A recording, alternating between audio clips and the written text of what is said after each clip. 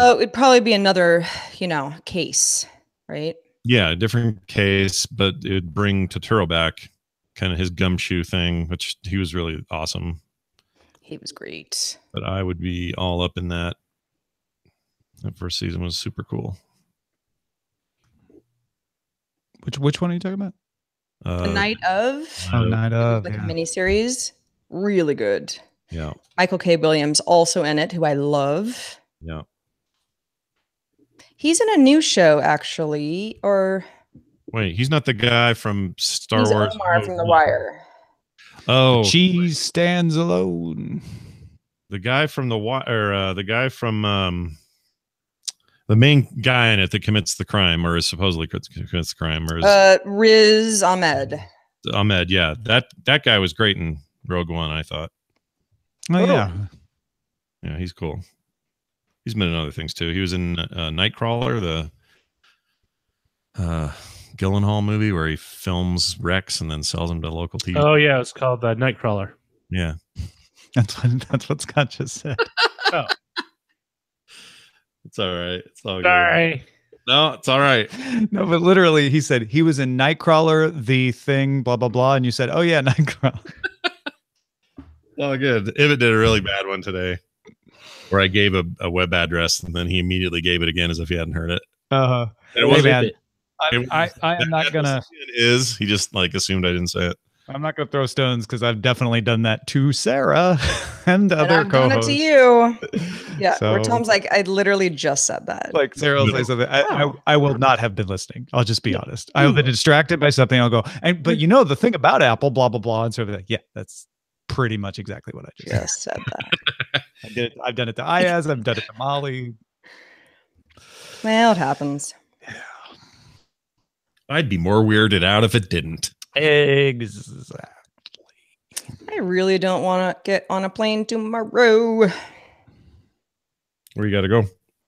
San Francisco. It's not far. Just a really early flight. Yeah. Me.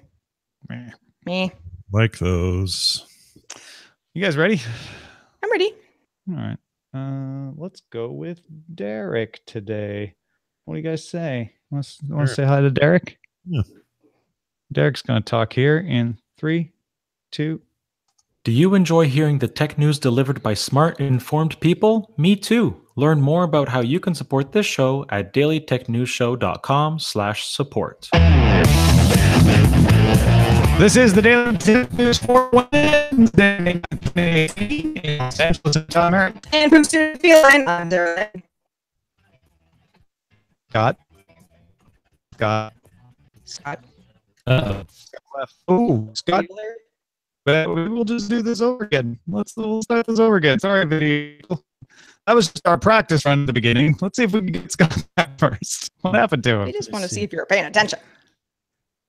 Yeah. I'm going to talk to him. Rebooting. I actually have a feline in Studio Feline today. Sammy, look alive. Oh. So are you talking to him? Oh, there he is. Oh, hi. What happened? I don't know. Technology, I guess. As soon as you started talking, it kicked me out. Okay. Well, we're just going to start the thing over again. All right. Sorry. That was a good practice run for Sarah and I. All right. Now, I'm feeling better about it. once again, folks, it's Derek. 3, 2. Do you enjoy hearing the tech news delivered by smart, informed people? Me too. Learn more about how you can support this show at dailytechnewsshow.com/support. This is the Daily Tech News for Wednesday, May 9th, 2018 in Los Angeles. I'm Tom Merritt. And from Studio Feline, I'm Sarah Lane. From Salt Lake City, where I am way more virtual reality than man, I'm Scott Johnson. Whoa. Is it Google Duplex or Scott Johnson? Who knows? But he said, I'll tell you what. just like Google Duplex did. Yeah. I like my Oculus Go if that counts for anything. I think it's pretty cool. I like it. Yeah. What are you using it for so far? A lot of media consumption. I watched a couple of movies on it so far, right. and there's a couple of games that are pretty impressive on there. But for the most part, I'm just enjoying the idea that I can be untethered and anywhere with it. And I think that is the major selling point for this relatively cheap device. Yeah. All right. I can't wait to get mine. Mine's supposed to come today, so I'm very excited. Our producer, Roger Chang, is here as well. Roger, how are you? I'm good. Good. Well, let's start with a few tech things you should know then. Apple is removing apps that share location data with third parties without explicit user consent and informing those app developers that their app violates two parts of the App Store review guidelines. Apple explains that developers must remove code, frameworks, or SDKs that relate to that violation before their app can be resubmitted to the App Store. In other Apple news, sources tell Bloomberg that Apple plans to let users buy subscriptions to some third-party video services in its TV app rather than individual apps starting next year. Nick Peterson of Everdox Tech and Nemanja Musicamak. I knew I was going to get it wrong. Mullah's Magic. How's that? Pretty good. Of TripleFault.io discovered a flaw that would mostly cause system crashes, but combined with other conditions could cause some arbitrary code execution. The flaw has been patched on the following platforms. Apple patched it for Macs, Dragonfly, BSD, FreeBSD, Microsoft, Red Hat, SUSE Linux, Ubuntu, VMware, and Zen. Pretty much affected everybody. The flaw the flaw is caused by a misinterpretation and documentation of how CPUs handle debug exceptions. And in summary, security researchers found a thing and now they fixed it. So there you go. Well, they didn't, but all the companies. There's some interesting things about it for security researchers. It's not something most people have to worry about as long as you keep your operating systems updated, which you should, because here's one you need to worry about. Microsoft's patches on Tuesday contained fixes for two vulnerabilities that are actively being exploited. So this is something you could run a risk if you don't fix. One allows any code to be run with the same system privileges as the logged in user. So if you're logged in as admin and you're not updated, you're in real danger. That's spread through malicious RTF documents, but could also be spread through an infected website or website ads, according to Microsoft. Another patch fixed a currently exploited vulnerability allowing privilege escalation in the Win32 components. So you want to go fix those now. It's Patch Tuesday, or it was yesterday. So patch your systems. Despite lining up with Taiwan's MediaTek to supply chips Monday, ZTE announced Wednesday it's ending major operating activities as a result of the U.S. ban on exports to the company. ZTE says it has enough cash to survive a pause while it appeals the ban, which it intends to do. Under the ban, U.S. companies like Qualcomm and Dolby can't sell parts to ZTE. Not looking good for ZTE right now. All right, let's talk a little bit more about Microsoft, but good stuff. Yeah, how about some good stuff? Microsoft announced some new features for its test build of Windows. This is all likely to arrive for everybody later this year. October is the plan. One is Cloud Clipboard, lets you cut and paste across Windows devices. That's fantastic, about freaking time. There's also a dark theme coming for File Explorer that matches the dark theme you can apply elsewhere in Windows. So there's a nice little aesthetic thing there. There's also support for Unix/Linux line endings and Macintosh line endings in Notepad. And Alt-Tab now works with sets. So this is pretty cool. So you can switch between Edge browser tabs as well as other apps or tabs within those apps in theory. Windows 10 build 17666, the build of the devil, is available to fast insiders now. Redstone 5 is expected to begin rolling out in the mainstream sort of way. That means for you and me and users like us around October 2018 this year. Well, users like us if you're not in the Fast Insider program, which I bet a lot of people in this audience are. But yeah, if you're in the Insiders program, you could take advantage of this. I don't know which one I'm most excited about. The line endings one is pretty handy. The Alt-Tab thing, very cool. But I think Cloud Clipboard is my favorite. And I hope that when they roll this out to the Redstone 5 release in October for everybody, that it will be available in iOS and Android apps. So if I copy something from Word, say, on my Windows machine, and I go to my Android phone and open up Word there, it'd be cool to be able to paste. Mm-hmm. Yeah, and as a Mac user primarily, I like the idea of being able to, well, I do this now with iOS and my computer where I'm constantly swapping files. I'm doing AirDrop in a pretty major way with a lot of things that I do now. Like integrated into my sort of work day, these things are happening. I would love it if my Windows box would behave more like that and maybe even better behave together. Apple's so slow to do this with other platforms. So maybe I have to rely on Microsoft to be a little bit more multi-platform friendly with this sort of thing. So yeah, big. Tom, do you use Word on Android frequently? I do not. I don't like using word processors on tablets or phones at all if I can avoid it. Well, there you go. I don't use Google Docs. I don't use Word, but I know people who do, especially on tablets. They use Word on tablets. In fact, one friend of mine does all of his writing. He's a novelist, and he writes on an iPad. I don't do a lot of creating content for Google Docs on a phone, but I will open it and look at, like, for example, on Wednesdays, first thing I do in the morning is look at this spreadsheet as soon as TMS ends. And I'm like, all right, what's going on? What are the stories? Like, that's my first look at it. And then later I'll be on a desktop or a notebook or something filling out whatever. But yeah, I mean, it's a great way to quickly reference things and do things. I'm glad it exists. It's just not, that work friendly if you got to use it that way. Moving on, Walmart is buying 77% of Indian e-commerce company Flipkart for $16 billion. Walmart said in a statement that its long-term goal is to support Flipkart's transition into a publicly listed subsidiary, and also that it expects India's e-commerce market to grow at 4 times the rate of the overall retail industry. Flipkart has 100 million users signed up to its platform. This is at least according to the company on its website. SoftBank, currently one of the largest shareholders of Flipkart, may sell its entire stake as part of the deal, sources tell CNBC. I think this is different than folks are interpreting it. The general business press out there is saying, Walmart not really so well known for international operations. They got a few cash and carry stores in India, but they've never really caught on. I think this is this is just my gut. I don't have like a really well-reasoned way of backing this up. My gut is Flipkart will change Walmart more than Walmart changes Flipkart. And that this is good for Walmart because Flipkart is really good at this. They are pretty much dominant in India. I think Amazon has like 26% of the online market, but Flipkart has the predominance of it. And Walmart, if they do this right, will learn from Flipkart and actually be able to modernize a lot of its operation elsewhere. Well, and 100 million users is great. That's robust. But, in a country of 1.3 billion people or thereabouts, it has a lot of room to grow.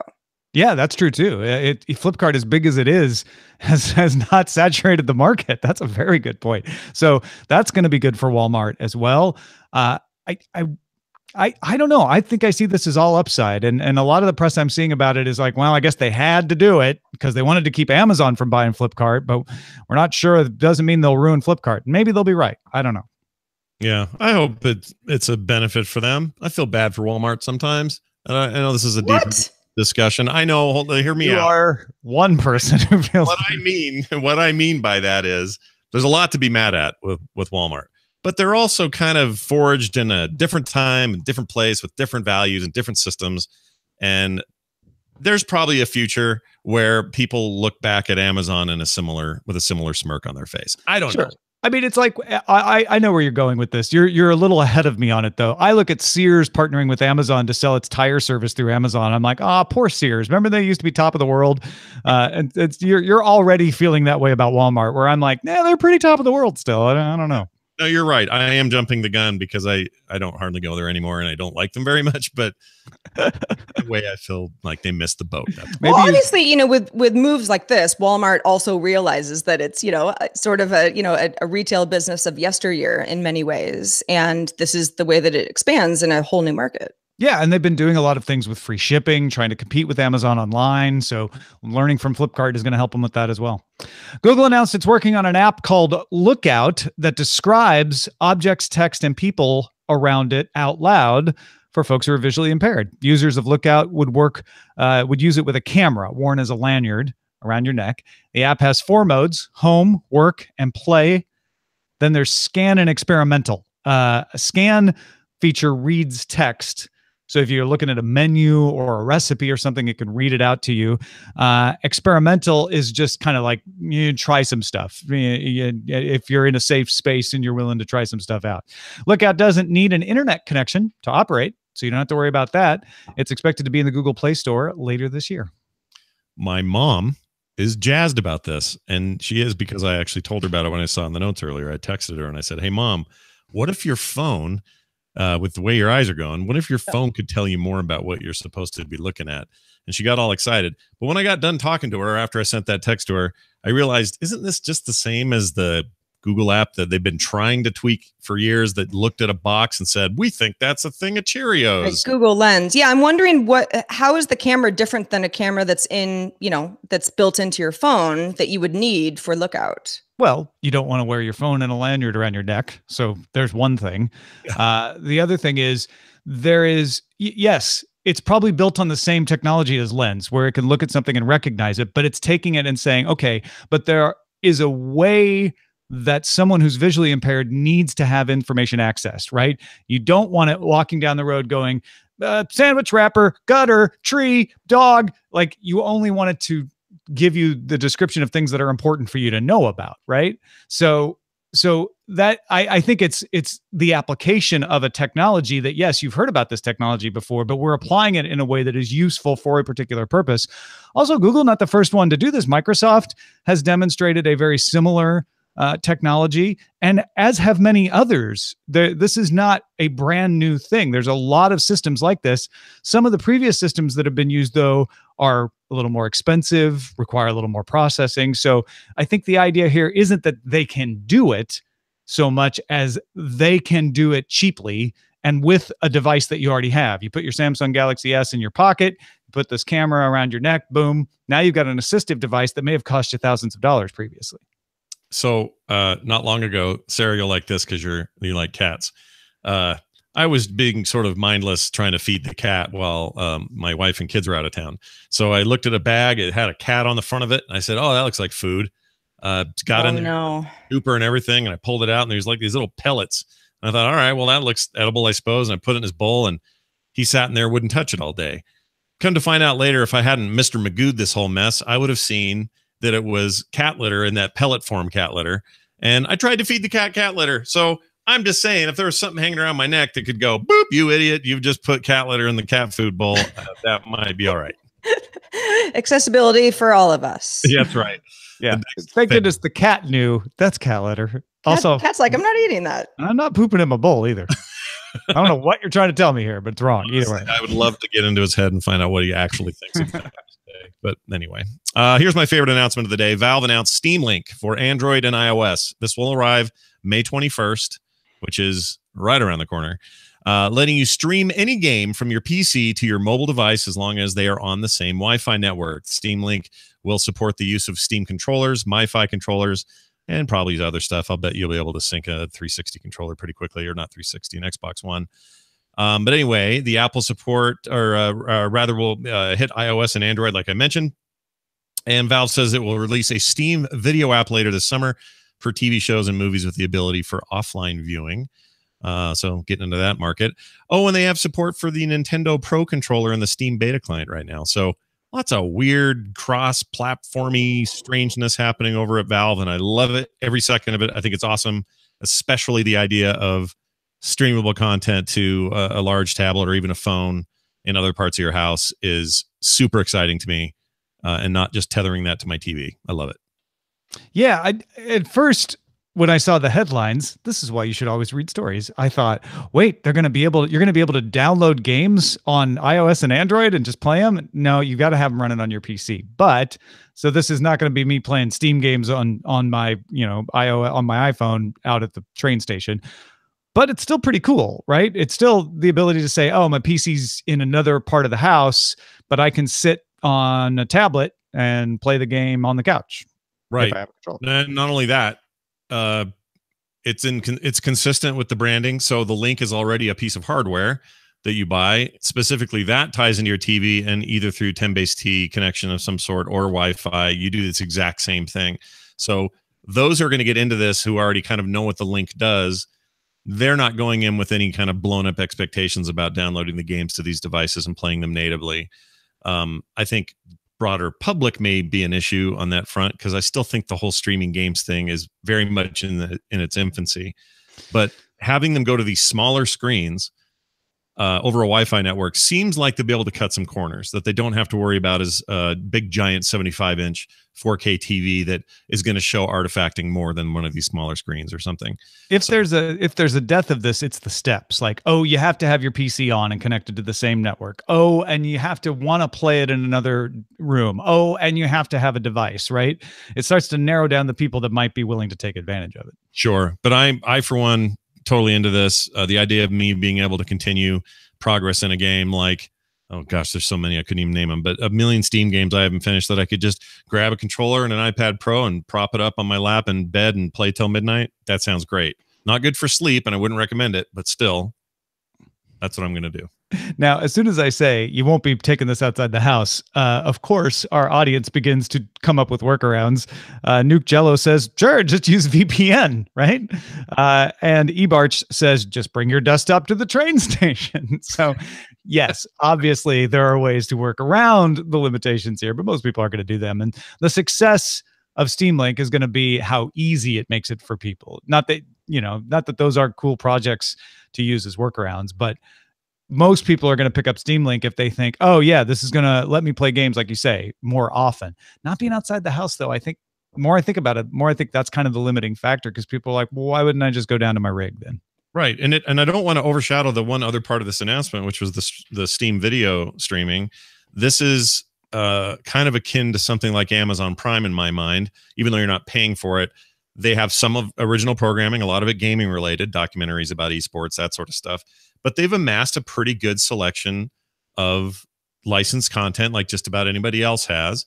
So if you're really tied into their ecosystem and want to kind of pay attention to what's going on in their video selection, that's bigger and bigger every day. So I think this is a chance for them to get known more for more.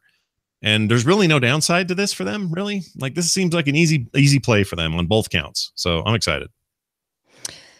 Keeping with the gaming theme, Belgium and the Netherlands have ruled that many loot boxes, which are essentially card packs of soccer players, I learned this today, in games like FIFA Ultimate Team, are classified as gambling and in violation of their laws. But FIFA publisher Electronic Arts says it plans to continue its loot box Ultimate Team mode anyway. EA also confirmed that its Ultimate Team modes in FIFA, Madden, NFL, NHL, and NBA Live for the PC, consoles, and mobile are its biggest live service revenue generators. To put that into perspective, that's more than what in-app purchases for something like Sims games or Battlefield rakes in large part by loot box sales. Scott, tell me about loot boxes, please. Oh, man. The raging fight continues over what loot boxes are out there. I don't know. There's a lot of philosophical stances on this thing. If I go to Tom, you and I, let's say we're 12, we go to a baseball card shop at the time, they maybe have comics there or something, and we buy some baseball cards. Why do we do it? Because we hope inside of those packs there's going to be some rare, Mickey Mantle, although we weren't around when Mickey Mantle was big. But no, we're going to get the Ryan Sandberg rookie card or Ricky Henderson rookie card. Guys. And that's the fun of it. Now, if what they're saying, if they're saying that the stuff you're doing in FIFA, Madden, and so on is gambling, then so is that. It's real money for, in this case, an artificial thing, a digital thing, versus real money in a real world setting for a bunch of cards and you don't know what you're going to get. If that's gambling, then so is the other thing. Well, no, it's not. Because go ahead. I want to hear that. Because the baseball cards are just a physical object meant to be looked at, right? And like any physical object, they might be able to be sold. They're not meant to be sold. You don't win anything by having a baseball card. Whereas the games, whether it's the soccer player cards or something else, you can succeed better at the game if you get better loot cards. So there's that aspect of it of, if I can afford to buy more loot boxes, I will theoretically be more successful at the game. And then there's this is where it gets weird. There's the ability to resell them. Well, EA says we don't approve of people reselling the cards that they get from loot boxes, but we know it happens in violation of our terms. And Belgium, for one, said, well, if it happens, then that's gambling because you can exchange it for real money. But that brings you back to the baseball card. It's like, well, you can also exchange a baseball card for real money. So how is that also not gambling? Well, because the baseball card maker doesn't set the value of the card. It just makes cards for all the players. Whereas EA sets the value of its loot box cards because it decides whether a player is going to be able to make you better in the game that it's making or not. Right. You also have randomization and things that are happening behind the scenes that people who want to know what's going on underneath don't necessarily know. Like, what are these algorithms? What are the chances of winning? I get all that, but there is a whole other aspect to this, and I should have probably started with this, which is loot boxes that are purely cosmetic. I don't think those people should be lumped into this conversation anymore. Because no, and the rulings of Belgium and Netherlands discount that. They're like, if it doesn't affect the play or if it can't be exchanged for money, then it doesn't matter. Right. So if it is gambling, let's say that this goes to some high court in every land and everybody says it's gambling. And they're saying, well, we can't stop doing it because it's a huge part of our revenue. Historically, I don't know what to point to say how that works. Like, what do you do? Is it like regular gambling that at some point somebody said, that's really kind of a problem. We should regulate that. And also states will have to decide if they want to allow it and blah, blah, blah. Like, are we going to have to come to that? Does that mean EA loses their shirt? Like, I'm really curious about how this pans out over time. I understand the problem with it, and I don't spend money on this sort of stuff. I just don't. Sometimes cosmetics because I'm trying to support the game I like or something, but I'm not in this like market for characters or stuff. And if it's a game where I can buy my way to better play, meaning dominate with better because I've spent money and others haven't, I don't play those games. So what I hope is there's also a revolt that will continue to smolder in the gaming community itself, where they stop putting up with that kind of weirdness. Now, who should control that and moderate it? I don't know. It's an example, once again, involving technology, where old laws don't apply to new systems. Yeah. Loot boxes are neither baseball cards nor are they gambling in the traditional sense. You need a new way to deal with them. Like there is an issue here, right? Because EA's like, this is where we make all our money, right? And so there needs to be a way to make sure that that's fair. Right. It's also only where they recently started making all their money. So some of this is on EA for not having other ideas. Well, but I mean, come on. If you find a way to make money, you stick with that, right? You don't go like, oh, we found this amazing way to make money, but let's come up with another one. Yeah, I mean, it sounds like the root of the problem is like out of EA's hands at this point, really. Yes, they're setting prices, but they're not able to, determine what you and I share with each other afterwards. Well, and that's why I don't think gambling laws should apply here, because it's different. It's different than a traditional poker game or something like that. Right. Let's finish with pizza. Pizza for dessert on DTNS. Yeah. JetBlue announced that between May 9th, the day that we're recording the show, and May 11th, it will deliver 350 pizzas from Patsy's Pizzeria in East Harlem to select areas in Los Angeles. If you're not good with geography, that means from New York City area all the way across North America to the other side to the Los Angeles area. You only get to choose between 16-inch plain cheese or $12 or a 16-inch pepperoni for $15. Those are your only choices, but that includes the flight, the delivery, the tip, and the taxes. Customers can track their pizza on the JetBlue website at www.jetblue.pizza. I looked. I live in a delivery area, but they were already out of pizzas. They have a limited number per day, and they start orders at midnight. So assuming that the pizzas are like in the little JetBlue seats, like people would be coming all the way to LA, won't they be sort of cold? And why would you assume that they'd put them in seats? Because pizzas need seats the way everybody else does. No, I don't know. I just feel like it's like, are they making them in LA? Because if not, I don't want an old pizza. Them in Harlem.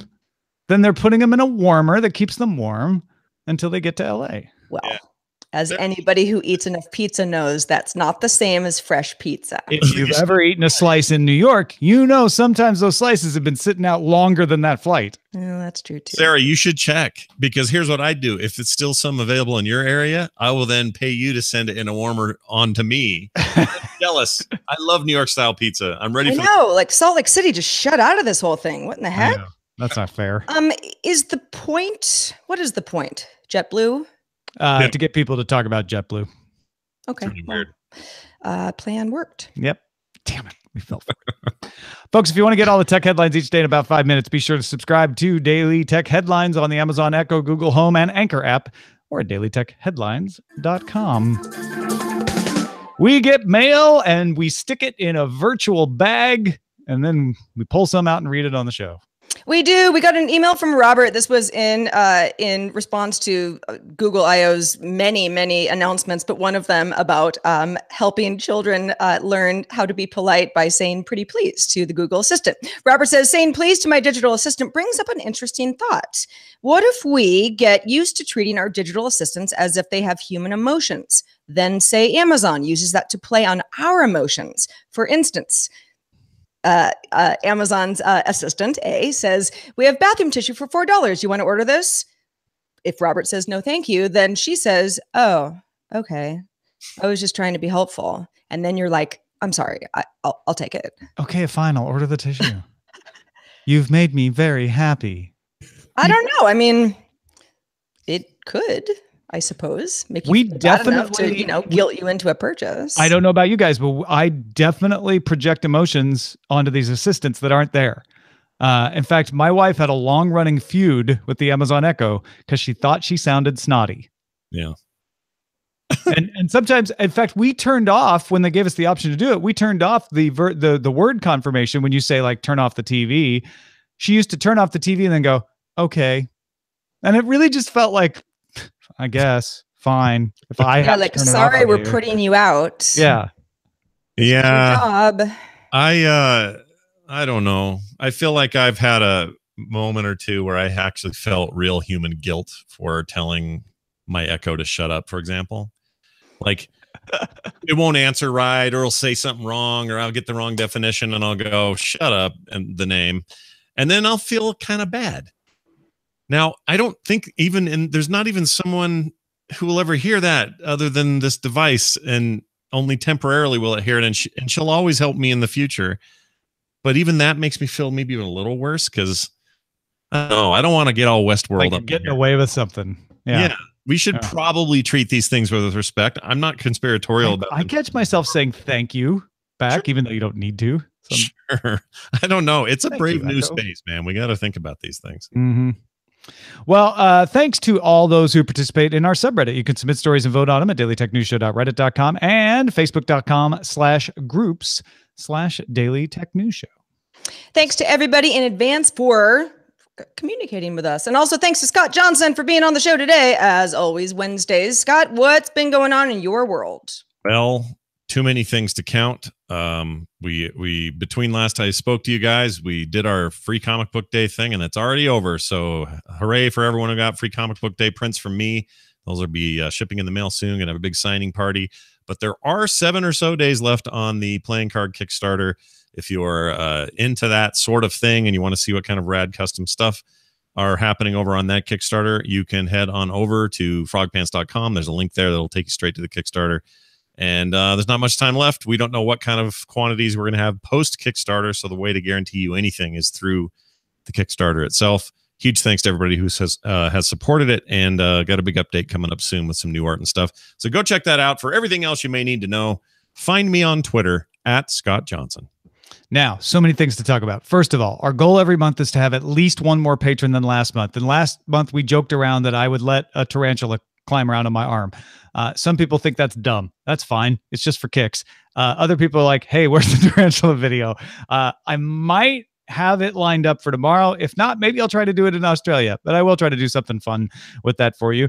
And if maybe we could do something less silly if we get to more than one patron next month, which right now we have 10 more patrons than last month. Let's see how far we can push that.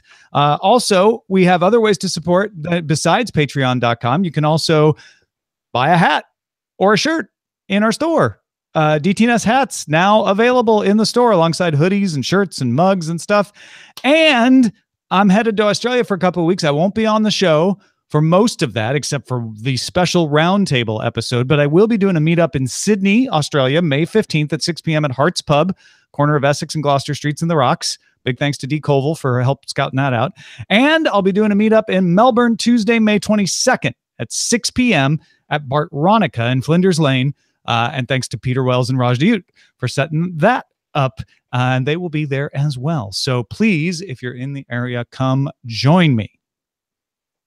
If you're in the area, let us know that you're going to join Tom so he can expect you. Our email address is feedback@dailytechnewsshow.com. We're live Monday through Friday at 4:30 p.m. Eastern, 2030 UTC, and you can find out more at dailytechnewsshow.com/live. We will be back tomorrow with Justin Robert Young. Talk to you then.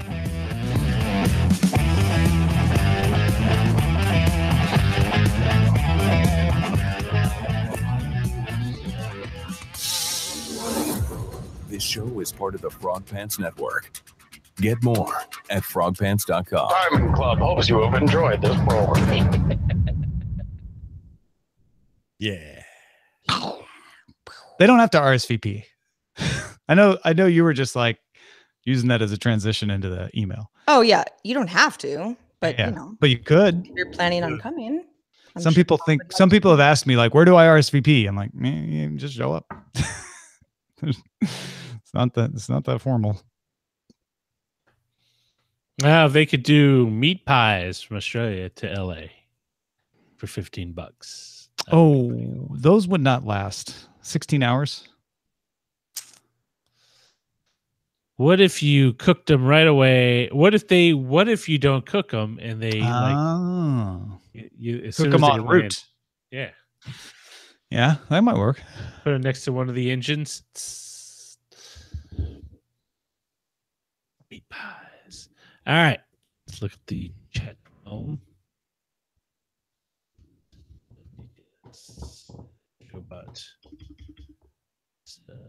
What do we got?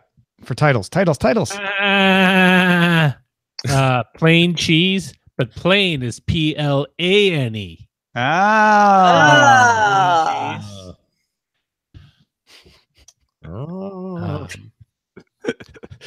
I think we all overawed that one. Probably. O'Brien.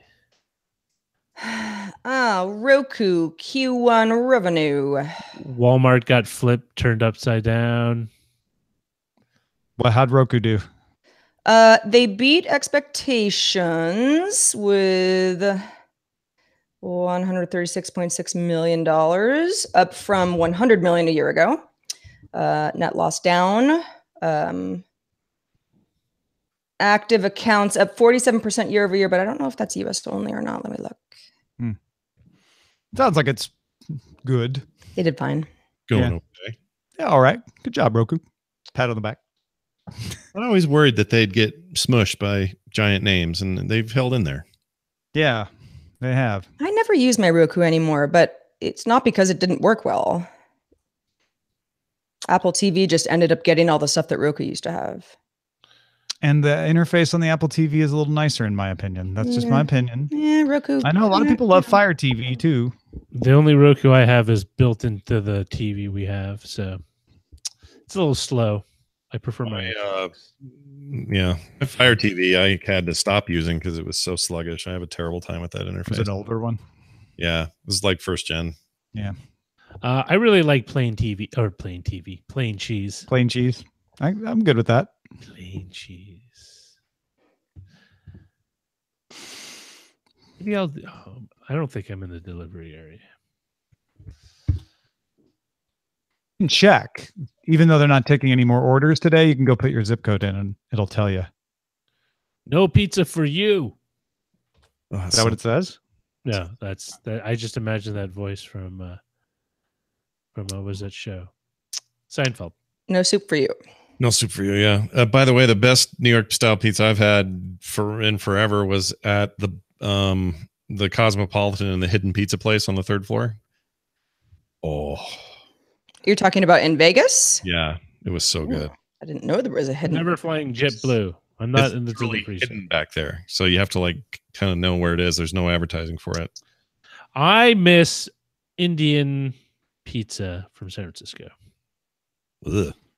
Oh, it's Yeah. great. I We know. have chicken tiki masala. It sounds so weird, but when you eat it, it's like, oh my god. Well, I mean, I usually pile a bunch of stuff on my garlic naan. I guess that's sort of pizza-like. I'll be way. honest, I was super skeptical, and we only got it because we were ordering a bunch of Indian food from the same place, but it's really good. There's a couple places over near Culver City that do Indian pizza. I don't know if they deliver that as far as you are, but It's not even physically that far. It's just everything. It's weird. It exists down here, though. I don't know if it's as good, though. The other place I miss is Mozzarella di Bufala and Pizza Orgasmica from San Francisco. That also. pizza. You miss San Francisco, Roger. Are you homesick? I'm kind of annoyed that all my good food options are not very close to me here. Well, there's probably other good food options that are close. Yeah, it's got to be something. Maybe. Not good enough. Not close enough is more like it. Oh, you know what? The next time you and Eileen ever come out here, I want to go to this Filipino restaurant called Barrio Fiesta. Oh, yeah, I've been to Barrio Fiesta. Is it good? Well, I haven't been to the one near you, but that's a chain. And we used to go to the one, I think, out in West Covina. Is that right? But yeah, it was actually one of the few where Eileen was like, "All right, this is good. This is decent." Because I was looking over their menu, you know, they had a whole line of pancit. I was like, "Oh, it looks good." Oh, Eileen doesn't like pancit though. What the hell? I know. I made affrittata yesterday, and she's like, I didn't ask her. I just made it, served it, and she's like, "It's really good tonight." And I'm like, "Oh, I did it." I got the unsolicited compliment. That's great. On Filipino food, which is like high barrier. This is a dish that her mom used to make all the time. I felt pretty good about that. Man, I'm hungry now. So hungry. I was talking about food on the show. If only the food could magically appear as easily in front of my face. We also went to this Filipino restaurant called Big Boy that just opened up on Sawtell. I saw that. That was pretty good. Sawtell is like crazy these days. Yeah. I drove down there like one night, just like I was trying to, get from north to south. And it was like, it was always sort of a hub for like sushi and, Korean food, but it's really hopping. Yeah, it is busted out. It BOI? Yeah. Okay.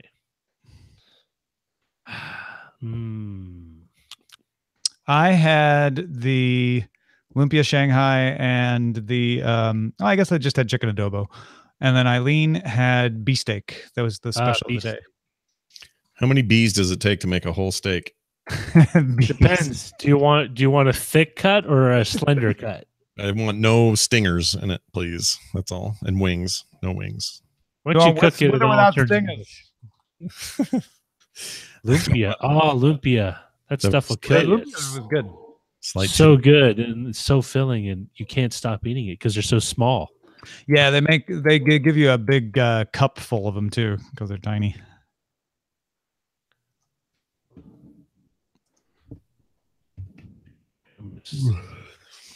But man, Barrio Fiesta. So where it's you went to the one in Glendale or Burbank?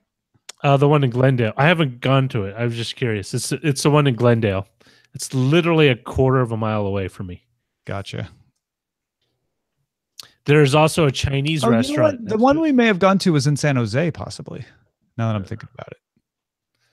Well, what's interesting is we were looking at the Chinese restaurant that was next to it, and I got closer. So how come it's in English and Korean? It's like, wait a minute.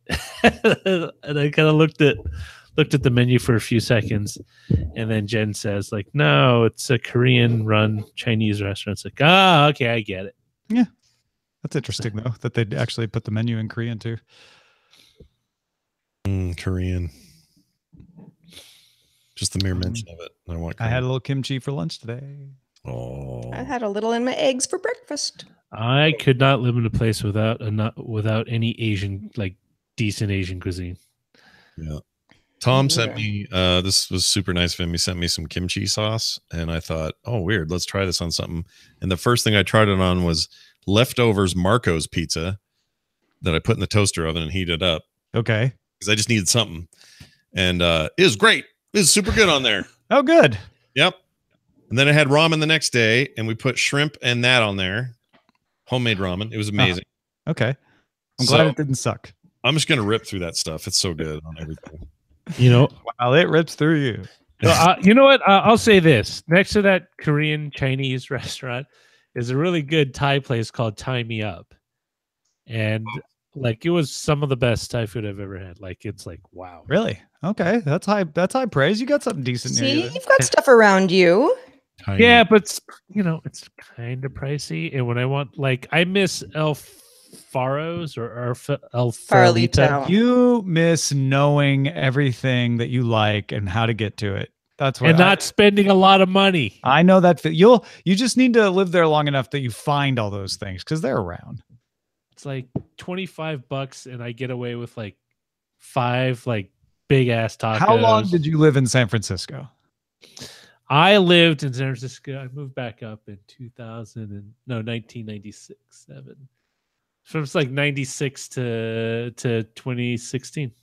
So 20 years. You had 20 years to figure out where your favorites were and how to get there. Well, a lot of my favorites over those 20 years also closed up and new ones sprang forth. Exactly. I haven't been here. Does Tie Me Up have other services? Yeah, they do delivery. Very suggestive name. It is. It's a tongue-in-cheek. Cheek and tongue name. Wait a minute. Are you suggesting something else? Well, I mean, it's not like it's connected to a massage parlor or anything like that. I'm just saying. I went to a nails Stop place. now. I went to a nails place. A lady Wind shear ahead. Wind shear ahead. Don't trust Pull them. up. Pull up. Or get nailed at the nail shop. Get nailed at the nail. I'm just saying. You never know. Mm-hmm. That's all I'm saying.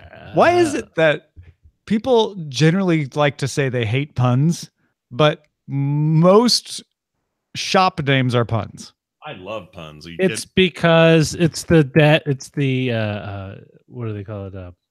Dad joke effect. Like you can't get away from it because hate it. So you go to the shop. You love to hate it, but it's also so easy to do.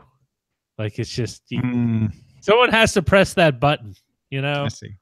It's a button. I say this as a person who I think anyone who's listened to me more than 2 shows knows loves puns. And puns love him. Do they? Do they though? I mean, do puns have feelings? No, nuns do, but puns don't. See, that was I love nun puns. It wasn't even very good, but I still laughed. Yeah. Well, I can always count on that. Tom knows what's up. I used to call the convent the nunnery. I'm going to try to sync my Xbox controller to this Oculus Go. Just this morning, you were slamming Xbox, and now look at you using their controller. Well, I love their controller. I really like the Xbox in terms of as a hardware, but man, oh man, their games are thin. That's what I'm saying. That's all it is. It's got nothing to do with anything else for me. Like it makes out pretty well as a media player because it has pretty much most of the it does really well services. Good point. I can stream files that I have on a USB stick that's connected to my router. Works fine. It's just no games. Yeah, and the games, no games. They just no games I want to play. Let me. And compared to Sony, it's a huge number difference. Yes. Yeah, it's a big number difference. That's true. Because Nintendo has fewer games than the Xbox, but they're games that either you love or you're just not going to be interested in that console at all. When they announced Sea of Thieves, I was kind of like, really? Well, that thing had a lot of potential, but there's issues. You know what? If Sea of Thieves took place in space, where it was kind of like a weird, sailing ship galleon / D&D Space Jammers kind of thing, that would be totally cool. But it wasn't. Space Jam? Space was it? What was so D&D a while ago? Like back in the late 80s, they came out with like everyone wants to do something in space, like something sci-fi. So we'll create a universe that uses magic and you fly through space, but space is filled with ether and your ships will look very fantastic and you'll have all these different spells that you can use. I mean, it was something like that. That would have been totally cool. Your ships look fantastic. But you know what? Microsoft screwed up Shadowrun, and that is unforgivable. Well, folks, if you want to find out more along this conversation, you'll need to be a patron and join us in the remainder of the post show, which, not going to lie, is usually only a couple more minutes, but we're going to end the video stream here. But they're All really right. good minutes. See you tomorrow with Justin Roberts.